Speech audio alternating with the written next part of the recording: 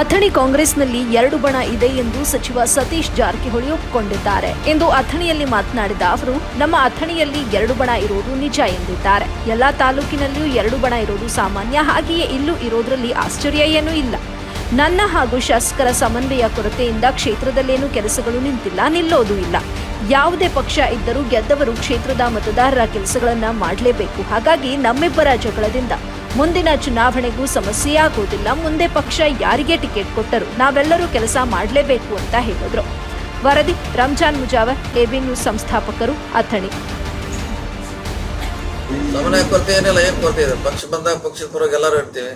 ನಮ್ಮ ಗುಂಪ, ನಮ್ಮ ಲೀಡರ್ಶಿಪ್ ಸಪ್ರೇಟ್ ಇದ್ದೇ ಇರ್ತದೆ. ಎಲ್ಲ ಪಕ್ಷದಾಗ, ಎಲ್ಲ ಜಿಲ್ಲೆ, ಎಲ್ಲ ತಾಲೂಕಲ್ಲಿ ಇದೆ, ಇಲ್ಲೂ ಇದೆ. ಅದು ನಿಮ್ಮ ಉಪಸ್ಥಿತಿ ಇದ್ದಾಗ ಶಾಸಕರು ಇರೋದು ಅದು ನಿಮಗೆ ಗೊತ್ತೇ ಇದ್ರಲ್ಲ, ಅದು ಯಾಕಂತ ಮತ್ತೇನು ಹೇಳ್ಬೇಕು? ಯಾಕಂತ ನಿಮ್ಗೆ ಗೊತ್ತಿದೆ. ಮತ್ತೆ ಪ್ರಶ್ನೆ ಆಗಿದೆ ಸರ್. ಈಗ ಅಂದ್ರೆ ಇದೇ ರೀತಿ ಬರ್ತಾರೆ, ಶಾಸಕರು ಇರಲ್ಲ, ಶಾಸಕರಿದ್ದಲ್ಲಿ ಉಸ್ತುವಾರಿ ಸಚಿವರು ಇರಲ್ಲ, ಜನರು ಗೊಂದಲದಲ್ಲಿದ್ದಾರೆ. ಜನರಾಗ ಗೊತ್ತಾಯ್ತು, ಅದೇ ಜನರು ಕರೆಕ್ಟ್ ಇದಾರ. ಅವ್ರ ಕೆಲಸ ನಾವು ಮಾಡ್ತೀವಿ, ಅವರು ಮಾಡ್ತಾರೆ, ಎಲ್ಲರೂ ಮಾಡ್ತಾರೆ. ಜನರ ಕೆಲಸ ಏನು ನಿಂತಿಲ್ಲಲ್ಲ, ನಮ್ಮ ಜಗಳ ಆಗಿದ್ರು ಕೂಡ. ಸೊ ಜನರ ಕೆಲಸ ಮಾಡ್ತೀವಿ. ಅವ್ರು ಯಾವ ಗುಂಪ ಈ ಗುಂಪಿಲ್ಲ.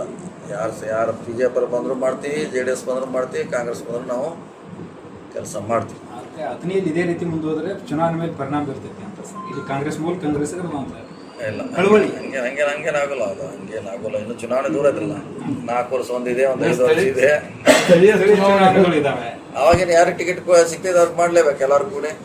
ಈ ಮೊನ್ನೆ ಉದಾಹರಣೆ ನಿಮ್ಮ ಸಮನ್ವಯತೆ ಕೊರತೆ ಅಂದ್ರೆ ಪುರಸಭೆ ಚುನಾವಣೆಯಲ್ಲಿ ಒಂದು ಸ್ವಲ್ಪ ಏರುಪೇರಾಗಿತ್ತು ಸರ್. ಅದೇ ಕರೆಕ್ಟ್ ಆದ್ರಲ್ಲ, ಮತ್ತೆ ಎಲ್ಲ ಕೂಡ ಮಾಡ್ಯಾರಲ್ಲ. ಹಿಂದೆ ವಿರೋಧ ಮಾಡಿದಾರ, ಈಗಿನ ಅವರ ಗಲಕ್ಕೂಡೆ ಮಾಡಿದ್ರು. ಮತ್ತೇನು ಸಮನ್ವಯ ಬೇಕಾದ್ರೆ ಅದಕ್ಕೆ ಹೆಚ್ಚು ಏನ್ ಬೇಕು? ನಮ್ಗೆ ಗಲಕ್ಕೂಡೆ ಮಾಡೈತೆ ಸಮನ್ವಯ